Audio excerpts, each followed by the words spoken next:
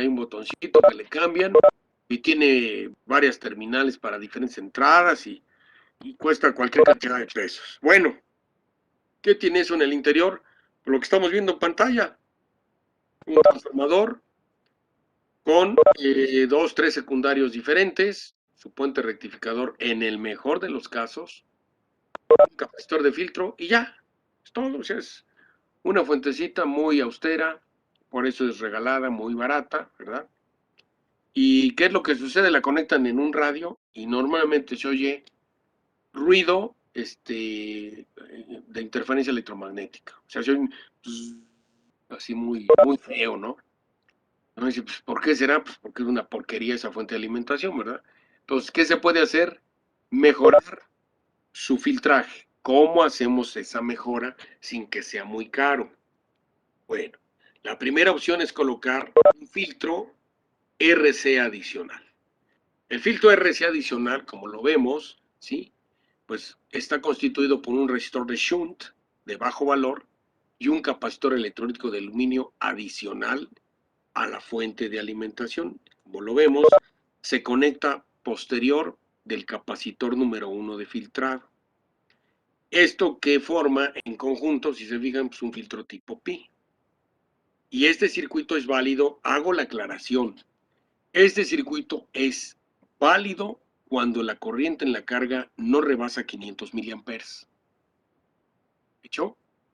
Cuando nuestro circuito no demande más de 500 miliamperes, podemos implementar un circuito adicional de filtro RC para disminuir el voltaje de ruido, o sea, interferencia al funcionamiento del circuito electrónico. Este circuito, evidentemente, como acabo de mencionar, utiliza un valor de resistor de shunt muy bajo, muy pequeño. Estos resistores, Profesor, sí, ¿cómo decía que para 500 miliamperes podemos utilizar un circuito RC?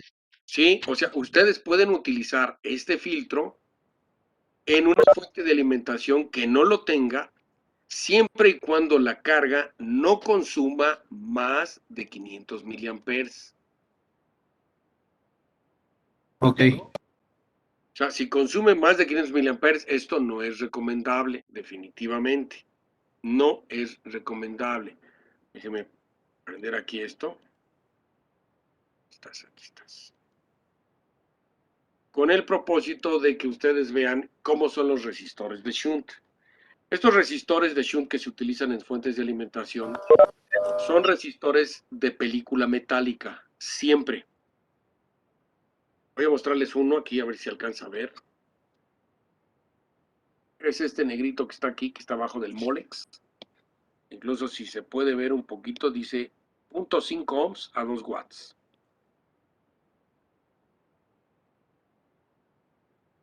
¿Si lo ven? Sí, profe. Si se fijan, no tiene franjitas de color, ni mucho menos. Ese es un resistor de shunt y es de película metálica. ¿De acuerdo? Voy a anotarles aquí en el... ¿Dónde está? Es el botón.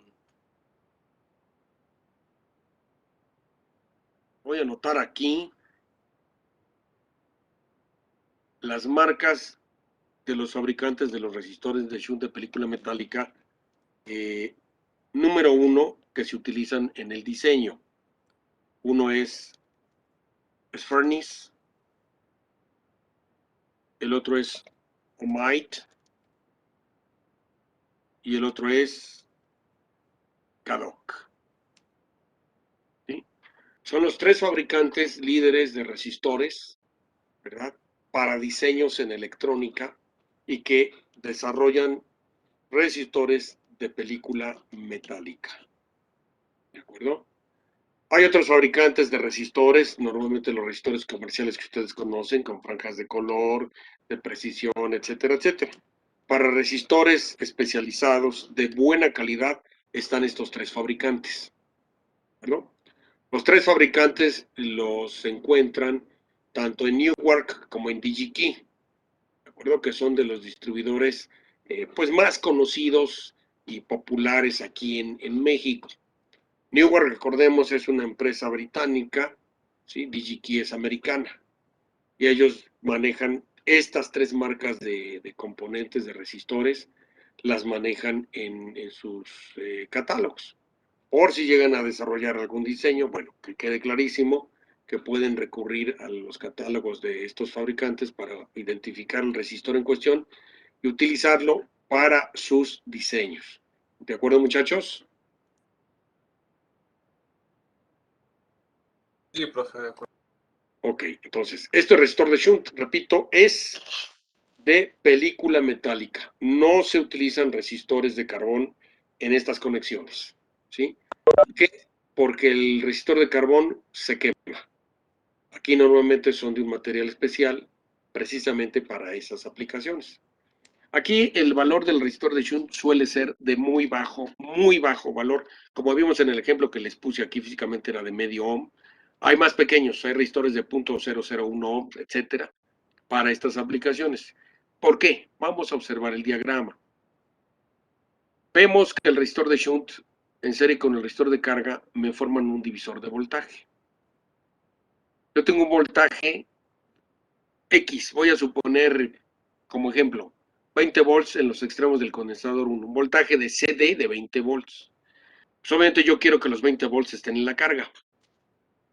¿Qué pasa si pongo el divisor de voltaje? Se va a caer ese voltaje. Ya no van a ser los 20, va a ser mucho menos.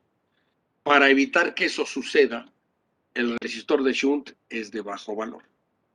Precisamente suele ser valores muy pequeños, muy pequeños, por debajo de 5 ohms.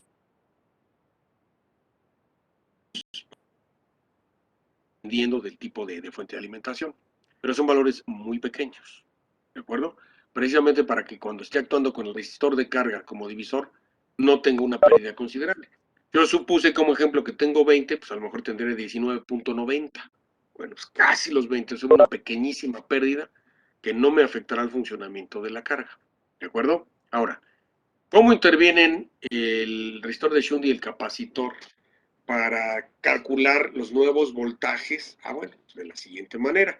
Vamos a hacer el análisis en CD y el análisis en CA del filtro RC. Primeramente en CD para saber cuál es el voltaje RMS que le llega a la carga cuando yo conecte todo el filtro.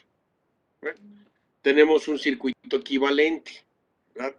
Este circuito equivalente que tenemos aquí me representa a esta batería que yo llamo BCD como el condensador 1. ¿Por qué? Porque el condensador 1 en sus extremos tiene su voltaje de CD, ya que se procesó todo, rectificación, etcétera, etcétera.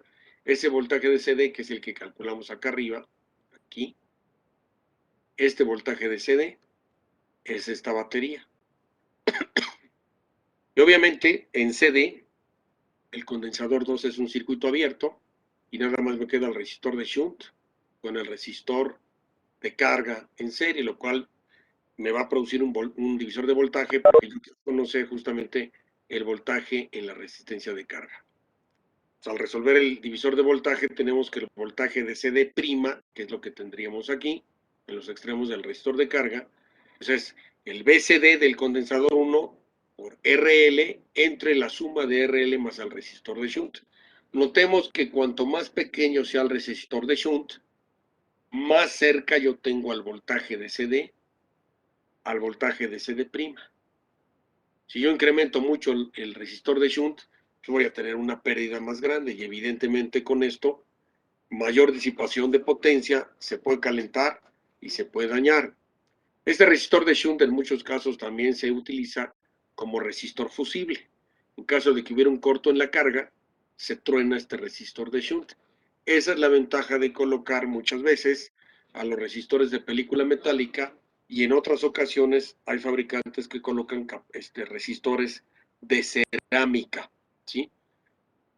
Hay resistores de cerámica que yo sé que los conocen, que son eh, cuadraditos rectangulares, normalmente de color blanco, ¿verdad?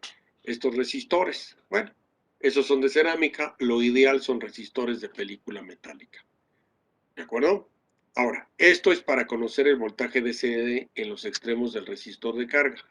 Pero un detalle importante por lo cual lo estamos utilizando es para minimizar el voltaje de rizo, ¿sí? El voltaje de rizo que tenemos en los extremos del condensador, que sabemos que no lo puedo eliminar, que es el que calculamos aquí arriba con esta ecuación, debemos reducirlo, ¿sí? ¿Por qué? Porque para eso pusimos el filtro adicional.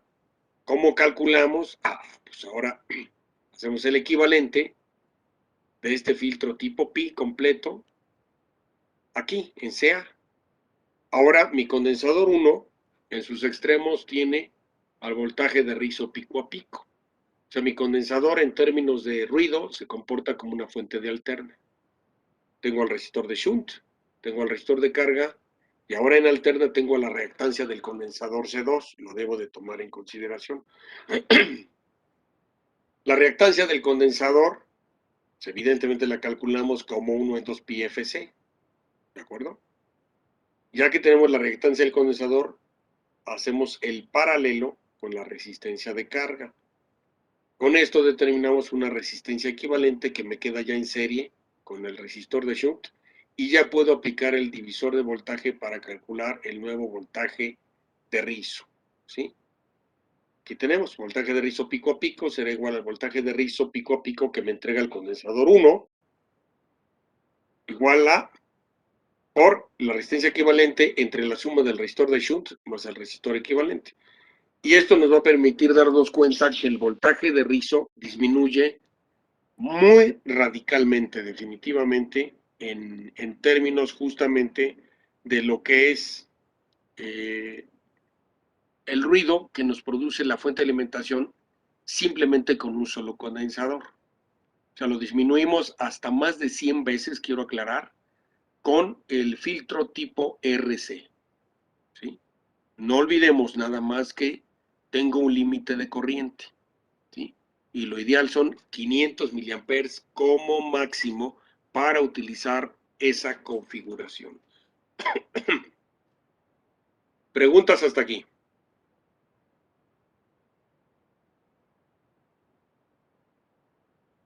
¿Seguros? Aquí como lo dice, normalmente el voltaje de rizo disminuye al 1%, precisamente porque atenúa 100 veces aproximadamente el voltaje de rizo de entrada.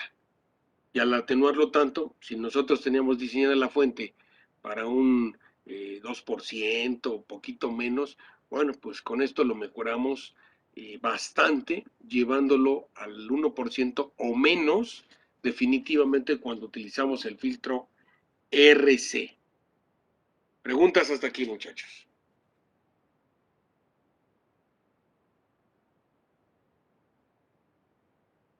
No, profesor. Ok, ahora, pregunta importante, ¿verdad? Yo mencioné que esto se valía para 500 miliamperes máximo. Si nosotros requerimos utilizar el filtro pi para corrientes por encima de los 500 miliamperes y de tope 1 ampere, entonces utilizamos la siguiente configuración. El filtro tipo pi, pero ahora con un shock. ¿Qué es el shock? Una bobina, un inductor.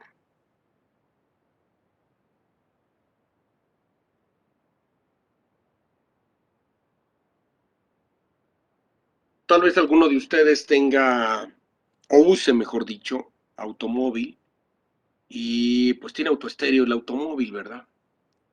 Los automóviles tienen en su autoestéreo, en su etapa de audio, a la entrada precisamente de la alimentación, un filtro de esta naturaleza.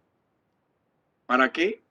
Para evitar la alta frecuencia que se produce cuando se están disparando los inyectores en el coche.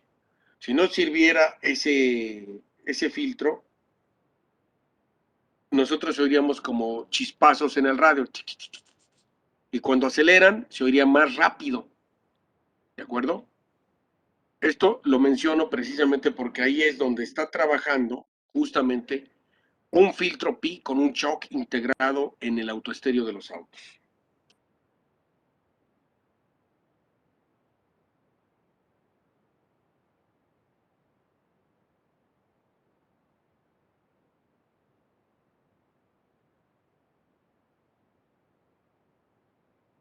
¿De acuerdo, muchachos? Ahora, ustedes saben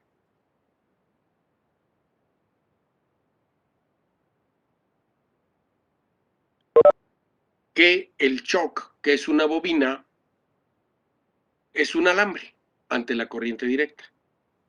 Esa gran ventaja tiene el utilizar shock. ¿Por qué? Porque el voltaje de CD que yo tengo en el condensador 1, a través de ese alambre, lo tengo presente en C2 y por siguiente en la carga. O sea, no tengo que hacer un cálculo para saber cuánta CD le llega a la carga. ¿De acuerdo? Gracias, repito, a la bobina. Recordemos que la bobina es un alambre. Y en la corriente directa, pues, tal cual se comporta como un alambre, entonces no tengo problema. Lo que sí es importante es cuando queremos reducir el voltaje de rizo. Y es sensacionalmente maravilloso utilizar un shock en la etapa de filtrado porque prácticamente bloquea al rizo.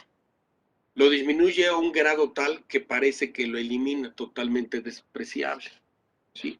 ¿Cómo lo vamos a hacer? Bueno, vamos a hacer el siguiente análisis para calcular precisamente el nuevo voltaje de rizo pico a pico.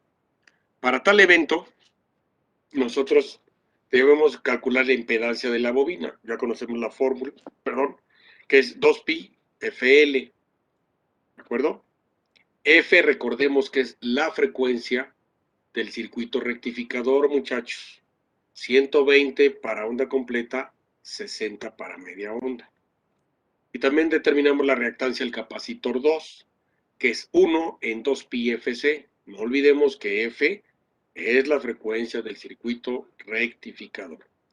Toda vez que nosotros tenemos ya las dos impedancias calculadas, hacemos la diferencia de la impedancia del inductor menos la del capacitor y obtenemos la impedancia total del circuito, ¿sí? De estos dos elementos.